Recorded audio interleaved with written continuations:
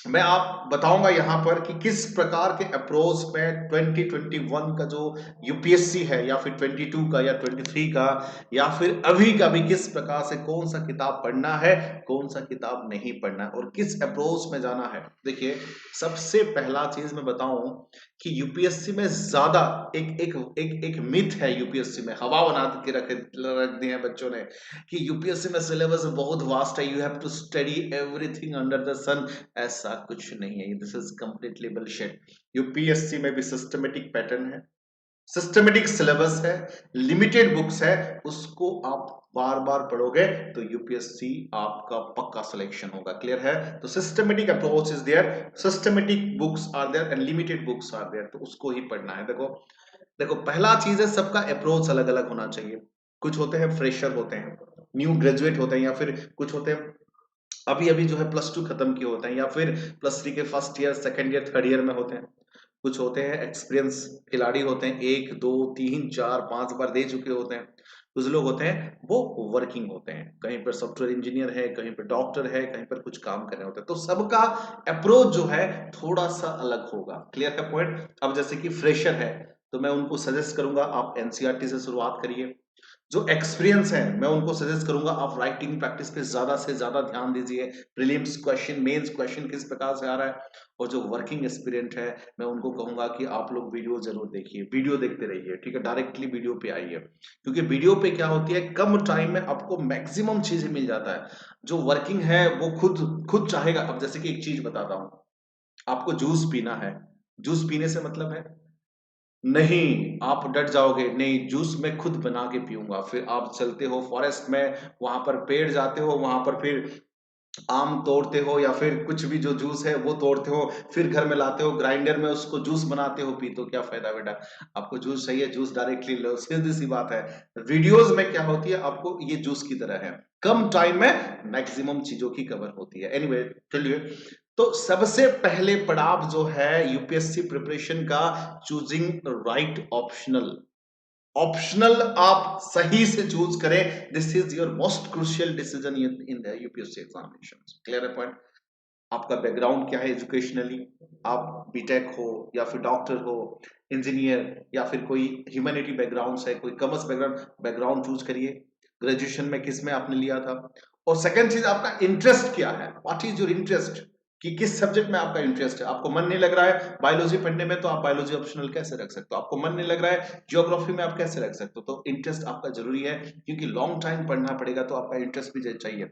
And ability of the materials near by, मतलब material sufficient होना चाहिए उस सब्जेक्ट के लिए। और एक चीज है कि मुखर्जी नगर, करोल बाग में हर एक एक्सपर्ट सब घूमते रहते हैं, मतलब मेरे कहने का मतलब है आपके दोस्त सब घूमते रहते हैं। ऐसे लोगों से मत पूछो जिनका सिलेक्शन हो चुका है, या फिर जिस इस फील्ड में जो मेंटर है, जो पढ़ा चुके हैं इस फील्ड में, ऐसे लोगों से पूछिए।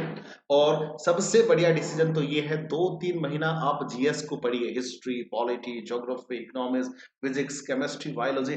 फिर आपको पता चलेगा कि किस सब्जेक्ट में आपका इंटरेस्ट है, उसके बाद you can take the decision. तो ऑप्शनल चूज करिए सोच समझकर। और मार्किंग स्केल भी देखिए थोड़ा सा, स्टडी मटेरियल मेंटर उसके हैं कि नहीं, कोचिंग मटेरियल अवेलेबल है, ये सब फैक्टर को लेके चलिए, ठीक है। अब जैसे कि फॉर एग्जांपल ज्योग्राफी की बात करते हैं, ज्योग्राफी का optional it's very simple, simple भी है, टू द पॉइंट भी है, और मार्क स्कोरिंग भी अच्छा होता है। मैंने बता दिया था, जो पब्लिक एडमिनिस्ट्रेशन है उसका ऑप्शनल जबरदस्त है, साइकोलॉजी है बहुत अच्छा है, देन सोशियोलॉजी इज गुड। तो ये सब चीजों को आप ध्यान से दीजिए, उसके बाद ही ऑप्शनल चूज करिए, ठीक है। तो बिगिनर बिगिनर जो है, सबसे बड़ा चीज मैं बताऊं कि बिगिनर का अपना स्ट्रेटेजी अलग होगा, ठीक है। तो उससे पहले जो है बिगिनर को मैं ये बोलूंगा कि क्या पढ़ना है क्या नहीं पढ़ना है।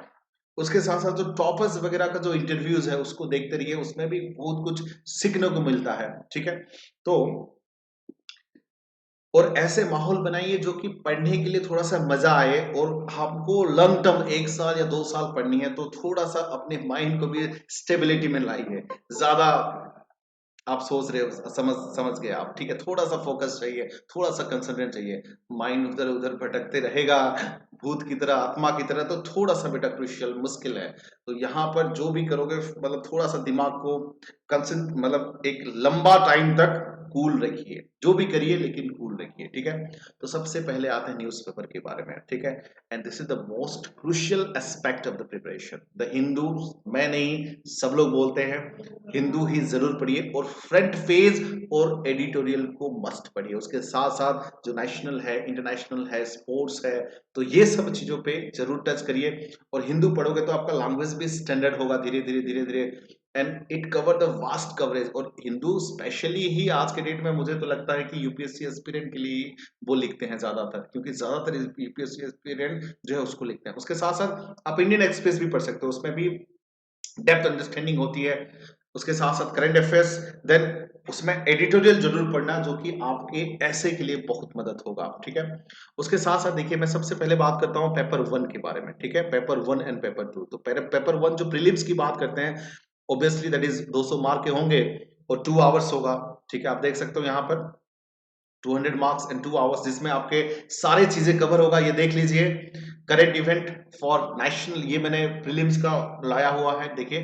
Current defence and national and international importance, history of India and Indian national movement, Indian and the world geography, that is physical, social, economical geography of India and the world, Indian polity and governance, that is constitution, political system, panchayati raj, public policies, right issues, then economic and social development, sustainable development, poverty, inclusion, demographic, social sector initiative, then general science, general issues on environment, ecology, biodiversity, climate change and general science. So these are the topics of prelims, जो कि 2 घंटे में 200 marks का होगा। मैं बताऊंगा अभी क्या पढ़नी है। उसके साथ साथ पेपर 2 में, वो भी 200 मार्क का है, ड्यूरेशन 2 आवर्स है। Comprehension, interpersonal skill including the communication skill, logical reasoning and analytical ability, decision making and problem solving, general mental ability and so on, आप देख सकते हो so on, ठीक है। उसके बाद देखिए पेपर 2 की अगर मैं बात करूं, ये cable and cable qualifying nature की है, आपको केवल 33% ही चाहिए, ठीक है। और एक चीज बता दो, उसके लिए टाटा मैगरा हिल, आर एस अग्रवाल, आर्यहंत का बुक सफिशिएंट है पेपर 2 के लिए। और जिसमें 33% ही चाहिए और उसका कोई रिलीवेंट नहीं है फाइनल लिस्ट में, तो उसको ज्यादा पढ़ना मैं समझदारी नहीं मानता हूं।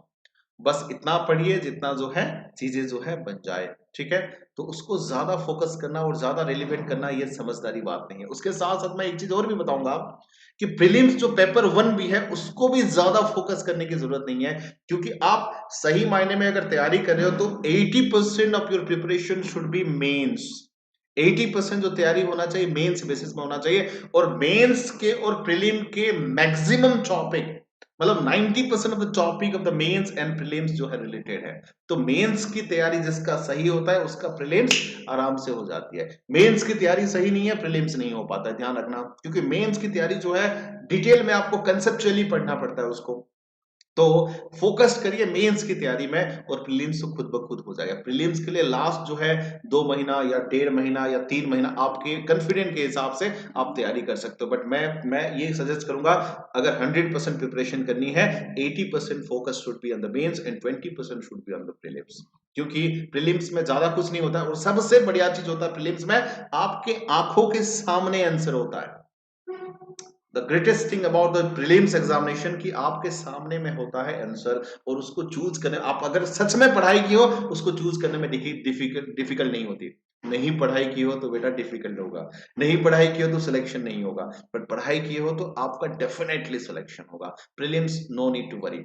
अगर मैं इसलिए प्रीलिम्स पे ज्यादा फोकस नहीं कर रहा हूं बेटा, प्रीलिम्स का मार्क आपका फाइनल मार्क्स में ऐड नहीं होगा। आप आईएएस बनोगे, आईपीएस बनोगे, आईएफएस बनोगे, तो प्रीलिम्स का मान मतलब ही नहीं है। प्रीलिम्स ये मान सकते हो कि एक बहुत हेवी लेवल पे कंपटीशन होती है, कम से कम 7-8 लाख एस्पिरेंट होते हैं, तो उनको कम करने के लिए प्रिलिमिनरी किया गया है। तो प्रिलिमिनरी दरअसल नॉन सीरियस स्टूडेंट को हटाने के लिए, बट जो सीरियस है, मेंस की तैयारी कर रहा है, प्रीलिम्स उसका डोंट वरी अबाउट इट, उसका सिलेक्शन होगा। बट जो तैयारी नहीं कर रहा है उसका प्रीलिम्स भी नहीं होगा, मैं पहले से बता देता हूं।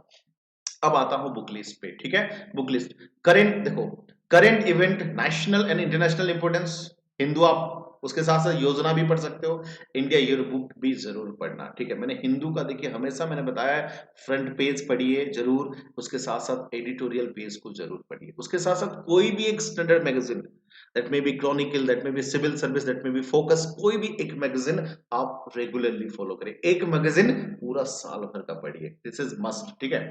उसके साथ साथ देखिए अब मैं आता हूं हिस्ट्री पे, history of India and Indian national movement, ठीक है। मैंने थोड़ा सा ज्यादा सिलेबस मैंने लिखा है, बट इतना ज्यादा पढ़ने की जरूरत नहीं है, आप अपने हिसाब से पढ़ सकते हो। जैसे कि बात आती है अभी हिस्ट्री की बात आती है, तो एनसीईआरटी में आप 11-12 की पढ़ सकते हो, ठीक है। और जैसे कि 6 से 8 भी मैंने लिखा है, those who are the beginner, उनके लिए मैंने ये लिखा है 6 से 8 12 तक। तमिलनाडु बोर्ड का भी एग्जाम, तमिलनाडु बोर्ड का भी जो सिलेबस है बहुत अच्छा दिया है, वो भी पढ़ सकते हो, those who are the beginner. But जो थोड़ा सा मतलब ऑलरेडी प्रिपरेशन कर चुके हो, डायरेक्टली बेटा स्पेक्ट्रम पढ़िए, डायरेक्टली स्पेक्ट्रम पढ़िए, बिपिन चंद्र का Indian struggle for independence, clear है बिपिन चंद्र का। उसके साथ साथ एंशिएंट और मेडिवल के लिए पूनम दलाल, एंशिएंट और मेडिवल के लिए पूनम दलाल की एक किताब आती है, वो पूरा नोट्स की तरह है, वो पढ़ सकते हो। एंशिएंट और मेडिवल मतलब दो ही किताब पढ़ना है स्ट्रिक्टली, मैं बता रहा हूं, spectrum publication that is Bipin Chandra's, and उसके बाद है Poonam Dalal, this much is more than sufficient for history. उसके साथ साथ देखिए economic and social development, sustainable development, poverty, inclusion, demographic, social sector initiative, देखो 11th क्लास और 12th क्लास का एनसीईआरटी। और Indian economy by Ramesh Singh, देखो रमेश सिंह का बेटा बहुत बड़ी किताब है, मोटी किताब है, सारे पढ़ने की जरूरत नहीं है, उसमें आइदर दोनों में से Sanjeev Verma the Indian economy और रमेश सिंह, दोनों में से एक पढ़िए, दो मत पढ़िए, ठीक है। दोनों ही मोटी किताब है, दोनों को ज्यादा डिटेल में जाने की नहीं है, जस्ट प्रीलिम्स का सिलेबस और मेंस का सिलेबस देखना है, और उसमें जो रेलिवेंट टॉपिक जैसे कि सस्टेनेबल डेवलपमेंट है, पॉवर्टी है, डेमोग्राफिक है, तो जो चीजें हैं उसको ही पढ़ना है। बाकी देखो उसमें से ये जो किताब है मोटी किताब है, उसमें से 40% पढ़नी है, 60% नहीं पढ़नी है, ध्यान रखना ये चीजें, ठीक है। और कोई भी coaching materials, then economic survey and budget, ये चीज ध्यान रखना, हमेशा बच्चे मुझे पूछते रहते हैं सर इकोनॉमिक सर्वे और बजट पिछले साल की जरूरी है क्या? बिल्कुल जरूरी नहीं है बेटा, इकोनॉमिक सर्वे और बजट जो है प्रेजेंट, अगर इस साल दे रहे हो तो इस साल, अगले साल दोगे तो अगले साल, तो बेकार में अननेसेसरी वेस्टेज ऑफ टाइम करने की जरूरत नहीं है। अगर नहीं पढ़नी है तो समरी पढ़ सकते हो बजट का और इकोनॉमिक, पूरा इकोनॉमिक सर्वे पढ़ना भी डिफिकल्ट होती है, पूरा बजट पढ़ना भी डिफिकल्ट होती है, कम से कम समरी पढ़ सकते हो, ठीक है। समरी में भी सारी चीजें कवर हो जाएंगे। अब बात आती है India and world geography, that is physical, social, economic geography of India and the world, ठीक है। एनसीईआरटी 6 से 10 तक पढ़ते हो तो बहुत अच्छा है for the world geography topic. Then again NCERT 11-12, देखो एनसीईआरटी उसका मैं मानूंगा एनसीईआरटी 11-12 आप पढ़िए, जरूर पढ़िए, ठीक है 11-12। देन जीसी लियोंग का फिजिकल ज्योग्राफी, ये तो पॉपुलर किताब है, सबको पता ही होगा। Then geography of India by Majid Husain और खुल्लर, दोनों में से एक, खुल्लर, डॉक्टर खुल्लर और माजिद हुसैन दोनों में से एक, हालांकि डिटेल में नहीं पढ़ना है, उसमें सिलेक्टेड पढ़नी है, ठीक है, सिलेक्टेड पढ़नी है।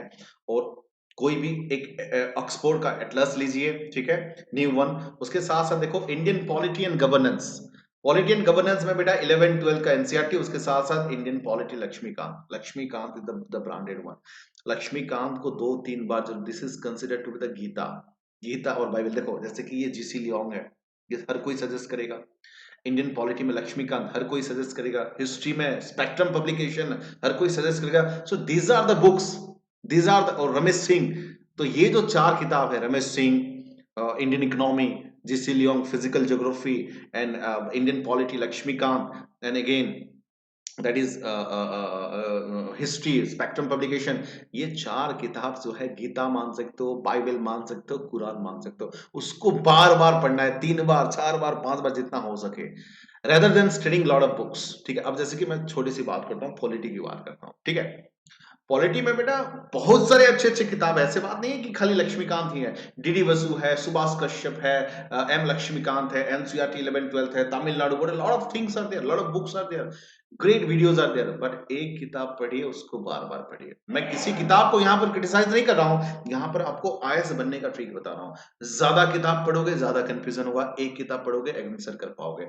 एक किताब को बार बार पढ़ोगे चीजें याद रहेगा। इसलिए तो हमेशा बोलते हैं कि studying one book 10 times it better than studying 10 book single time. तो एक बुक को 10 बार पढ़ना ज्यादा रेलिवेंट होती है 10 बुक को एक बार पढ़ना। 10 बुक को एक बार पढ़ोगे कुछ कुछ भी चीजें याद नहीं रहेगा। और एग्जामिनेशन इज ऑल अबाउट कि कितना याद है और कितना आप प्रेजेंट कर रहे हो। तो एक बुक को 10 बार पढ़ना ज्यादा रेलिवेंट है। मैं ये क्रिटिसाइज किसी को नहीं कर रहा हूँ, हर एक बुक अच्छा है। एनसीईआरटी भी अच्छा है बेटा, तमिलनाडु बोर्ड भी अच्छा है। अब छोटी सी एक बात करता हूँ, देखो यार, हमेशा एक चीज मैं क्लियर कट बोलता हूँ। देखो 6, 7 और 8 एनसीईआरटी जो है,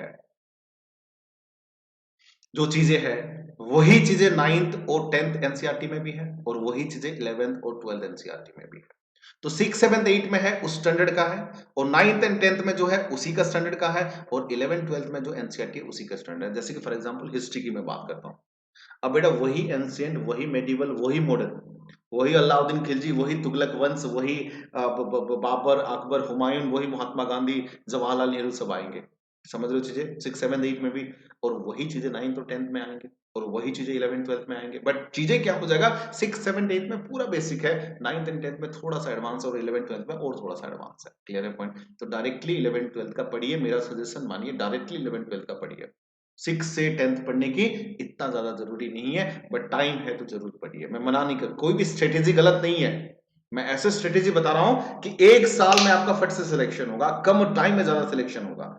बेटा मैं ये भी नहीं बोल रहा हूं कि मैं जो बोल रहा हूं वही करिए। आप जो सोच रहे हो, आप जो पढ़ रहे हो, अपना एक स्ट्रेटेजी है। देखो 1000 लोग हैं तो 1000 अलग अलग स्ट्रेटेजी है। हर एक साल जो है 1000 पोस्ट निकलती हैं, 1000 का सिलेक्शन होती है, कभी 800 कभी 1200, तो एवरेज के हिसाब से 1000, तो 1000 अलग अलग स्ट्रेटेजी होती है, सबकी अलग अलग है। देखिए ना, 5 फिंगर सबका अलग अलग है। तो मैं ये एक तरीका बता रहा हूं, आप अपने तरीके पे भरोसा है तो you can go for that strategy. ठीक है, नो इश्यू विद दैट। चलिए, तो अब देखिए general issue on environment, ecology, biodiversity, climate change.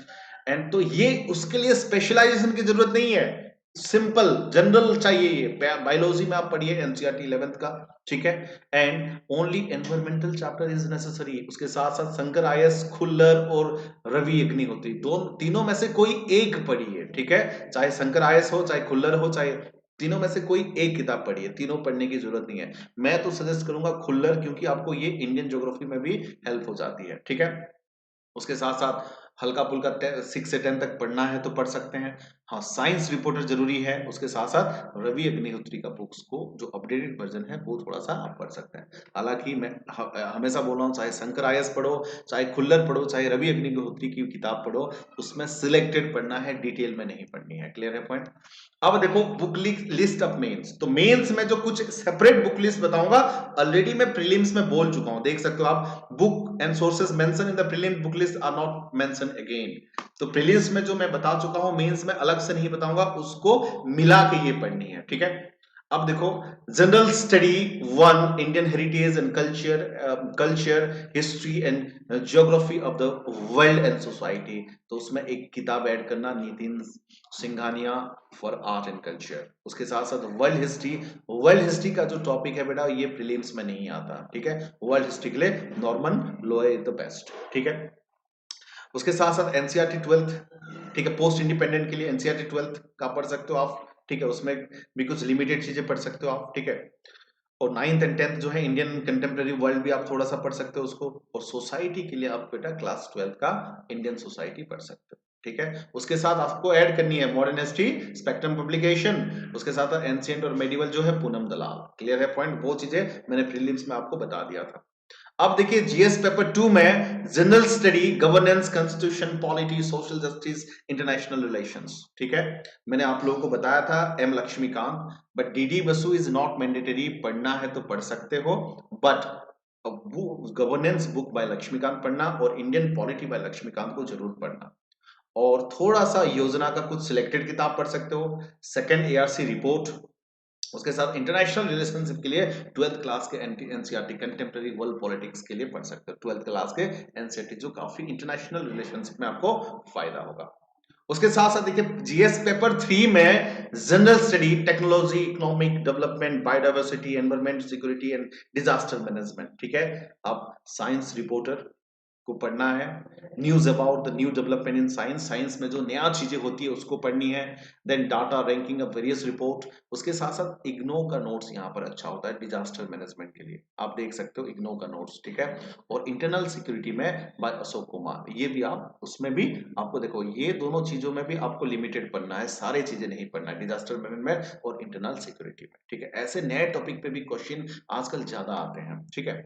और जीएस पेपर 4 में general study that is ethics, integrity and aptitude में देखो एक है लेक्सिकॉन बुक्स और बुक्स बाय जी सुब्बाराव, ठीक है। उसमें भी सारे डेप्थ में नहीं पढ़नी है, उसमें भी सिलेक्टेड चीजें पढ़नी है। देखो ध्यान रखना, जो सिलेबस में है वही चीजें पढ़नी है, एक्स्ट्रा चीजें हमें ध्यान नहीं देनी है, क्लियर है। देखो ऐसे के लिए मैं बताऊं, आपको इतना सारा चीजें अगर डिटेल में आप पढ़ते हो तो कहीं ना कहीं आपका ऐसे खुद ब खुद कवर हो जाता है। उसके साथ साथ एडिटोरियल रेगुलर बेसिस में पढ़ते हो तो भी आपका ऐसे कवर हो जाता है। और ऐसे में मैं एक चीज बता दूं, मन नहीं करेगा बट कम से कम 15 दिन में या फिर 1 महीने में या फिर 20 डेज में एक ऐसे जरूर लिखिए, फुल फुल फेज ऐसे जरूर लिखिए। चलिए मतलब 20 डेज में एक ऐसे लिखिए, 15 दिन में हो सके तो बहुत अच्छी है, पर 20 डेज में 1 ऐसे जरूर लिखिए ताकि आपका पता चले, ठीक है। हालांकि ये जो टॉपिक आते हैं आपको थोड़ा सा अवेयर होना है सोशल इश्यूज पे, pollution, women empowerment, energy related issues, digital India, industrial revolution, ये सब चीजों पे फोकस करनी है। और जैसे कि paper 1, paper 2 English and language, ये उसको भी थोड़ा सा, इंग्लिश और लैंग्वेज पेपर को भी थोड़ा सा ध्यान देनी है, ठीक है। उसके साथ देखो कुछ चीजें मैं बता रहा हूँ कि अपना नोट्स जरूर बताइए। जब हम नोट्स बनाते हैं तो अब जब वीडियो भी देखते हो ना, नोट्स बनाते चलिए, क्योंकि वीडियो देखो एक है विजुअलाइज होते हैं, एक आप सुनते हो, एक आप लिखते हो। जब देखते हो, सुनते हो, लिखते हो तब जाके चीजें याद रहता है। बेटा नोट्स तो पीडीएफ तो आपको 1000 मिल जाएंगे, बुक्स तो 1000 मिल जाएंगे, पढ़ाने वाले 1000 मिल जाएंगे, बट आप अपने दिमाग में कितना सेव करके रख रहे हो, that make you in the list और आउट ऑफ द लिस्ट। तो इसलिए नोट्स जो है जरूर बताइए, क्योंकि अपना नोट्स आप समझ सकते हो और वो रिवीजन करने के लिए बहुत अच्छा होता है। तो ट्राई टू डू नोट्स, मतलब जितना हो सके बनाइए। उसके साथ साथ मैं बताऊं, देखो प्रैक्टिस में आंसर राइटिंग जरूर करिए। ऐसा नहीं होता बेटा मंडे से या 1 तारीख से या 2 तारीख से अचानक से will be a great writer, नहीं, ऐसा नहीं होता। राइटिंग स्किल जो है डे बाय डे डेवलप होता है। ऐसा थोड़े है कि मिस्टर एक्स मिस्टर वाई ने थर्सडे से या ट्यूसडे से या वेडनेसडे से एक अच्छा ग्रेट राइटर बन गया, ऐसा नहीं होता है। डे टू डे प्रैक्टिस है। और अगर सिविल सर्विस क्लियर करनी है तो मेंस राइटिंग प्रैक्टिस करना बहुत जरूरी है। जैसे कि हम लोग प्लस कोर्स में क्या करते हैं, क्वेश्चन देते हैं, बच्चे आंसर राइटिंग करते हैं और बच्चे हमें भेजते हैं, हम उसको रेक्टिफाई करके उसको जो है बताते हैं कि कंटेंट क्या होना चाहिए, इंट्रोडक्शन कैसा होना चाहिए, कंक्लूजन कैसा होना चाहिए, एंटर राइटिंग इन मत। और हफ्ते में देखो आंसर राइटिंग का क्या करना, जैसे कि आप न्यूज पढ़ते हो, एडिटोरियल पढ़ते हो, या फिर आप कहीं कोचिंग पे ज्वाइन कर रहे हो, या फिर यूट्यूब वीडियोस देखते हो, उसको अपने दिमाग में कम से कम 10 मिनट जरूर लिखिए, 10 मिनट्स, 10 to 15 मिनट्स, ठीक है, कम से कम। कुछ नहीं है तो कुछ सोच के भी लिख लो, ठीक है। लेकिन चाहे ट्रेडिशनल टॉपिक हो, चाहे करंट टॉपिक हो, चाहे एडिटोरियल हो, चाहे कुछ भी वीडियोस देखते हो, चाहे कोई कहीं भी कोचिंग करते हो, आके घर में एक टाइम फिक्स करिए, कम से कम डेली बेसिस में 10 मिनट, 10 मिनट तो दिया जा सकता है। 10 मिनट आप ये सोचोगे, माइंड में, माइंड हमेशा लेजी है, लेथर्जी है, हमेशा सोचेगा कि मेरा सिलेबस खत्म होगा तब जाके मैं मेंस राइटिंग करूंगा। बेटा सिलेबस कभी नहीं खत्म हुआ था यूपीएससी में। बहुत लोग सोचते हैं कि सर मेरा राइटिंग खत्म हो जाएगा, प्रीलिम्स मेंस का सिलेबस तब जाके मैं लिखूंगा। ऐसा कभी दिन देखो एक परफेक्ट डे कभी नहीं आएगा। अब जितना भी पढ़ोगे यूपीएससी में उतना कम लगेगा, जितना भी किताबें पढ़ोगे उतना कम लगेगा। तो परफेक्ट डे तो एग्जाम के 5 मिनट से पहले ही आपकी प्रिपरेशन खत्म होती है, चाहे जितना भी पढ़ लो, ठीक है। तो इसलिए हमेशा फ्रस्ट्रेशन, हमेशा डिप्रेशन भी रहेगा साथ में, हमेशा एक्साइटेड रहोगे, कभी कभी हमेशा जो है लो फील करोगे। तो ये this are the part of preparation का। आपको लगेगा कि हिस्ट्री याद है, पॉलिटी छूट रहा है, पॉलिटी याद है, ज्योग्राफी छूट रहा है, ज्योग्राफी याद है, करंट अफेयर छूट रहा है। तो ये this is part of preparation, no need to worry about. सबको, सभी लोग ये स्टेज में आते हैं। So answer writing on daily basis must for at least for the 10 minutes, ठीक है। तो और जितना ज्यादा हो सके उतना ज्यादा पढ़िए, ठीक है, जितना ज्यादा हो सके। अदर सोर्सेस में देखो, राज्यसभा का टीवी देख सकते हो, देश देशांतर टॉपिक स्पेसिफिक डिबेट देख सकते हो, ठीक है। डाउन टू अर्थ मैगजीन पढ़ सकते हो, बीबीसी, एआईआर, मृणाल्स, ये सब चीजें आप, पीआईबी अपडेट्स, ये सब आप देखिए। और अन अकेडमी में बहुत सारे वीडियोस हैं, बहुत सारे वीडियोस हैं अन अकेडमी में, हिस्ट्री में, पॉलिटी में, ज्योग्राफी में, इकोनॉमिक्स में। देखो, वीडियो देखने का फायदा मैं बता रहा हूँ, जैसे कि मैंने मैराथन सेशन किए हैं हिस्ट्री में, पॉलिटी में, ज्योग्राफी में, इकोनॉमिक्स में। उसमें क्या होती है, कम टाइम में हम लोग मैक्सिमम चीजों को कवर करते हैं। जैसे कि वीडियो देखने का फायदा क्या है, आप जॉगिंग कर रहे हो, आप मान के चलिए वर्कआउट कर रहे हो, या फिर आप खाना बना रहे हो, ठीक है, आप तब चला चला दीजिए ना वीडियोस, सुनते रहोगे, सबकॉन्शियस माइंड में, दिमाग में चलता रहेगा। हमेशा जो है फुल एनर्जी में नहीं होते हो पढ़ने का, कभी कभी थोड़ा सा मन करता है, तो ऐसे टाइम पे वीडियो देख लिया करो। तो वीडियो देखने का मतलब क्या है, कम टाइम में आपको विजुअलाइज होती है, देखते हो, और आप लिखते रहना साथ में, तो आपको चीजें बहुत इजीली याद रहती है। तो वीडियो देखना मस्ट, ठीक है। So this is all about the list. इतना लिस्ट भी फॉलो करोगे स्ट्रिक्टली तो आपका सिलेक्शन पक्का है। So well, so all the best for your coming exam. My pray in your guts to give you success in every way, in every step, in every moment what you do. और एक चीज मैं बता दूं, मैंने एक strategy बताया है।